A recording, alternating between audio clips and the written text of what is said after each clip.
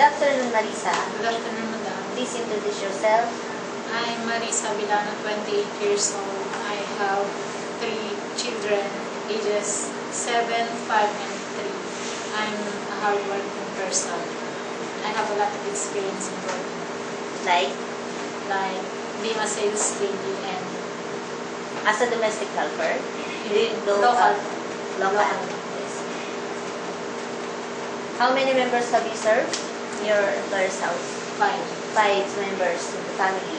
2 adults and 3 children. Yes, madam. 3.5-year-old, 2.5, and 2-month-old baby. Yes, madam. So, you're the only housemaid in their house.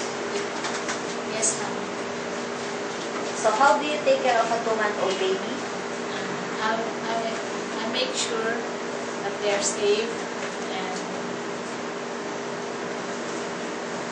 feeding them and sterilize their bottle before feeding. And I love to play them. What about the 2 children? How do you manage 2 naughty children?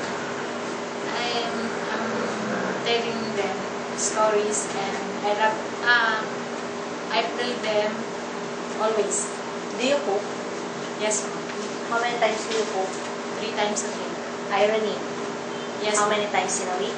Once a week. Once a week. And what about laundry? Twice a week, ma'am. Twice a week?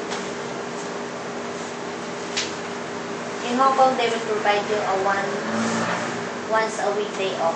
But if not, they will pay you back. Is that okay with you? Yes, ma'am. If your employer in Hong Kong tell you to clean his or her mother's house, are you going to obey? Yes, ma'am. No complaint. No complaint. Are you willing to keep your hair short? Yes, ma'am. Any allergy to any kind of food, drugs, or detergent? No. Can you drive? Yes, ma'am. But motorcycle only. Okay. Are you willing to follow all the instructions from your employer? Yes, ma'am. Do you know how to operate electrical appliances? Yes, ma'am. Like Electric fan. Washing machine. washing machine, microwave oven? Yes, ma'am. What else? Do you know how to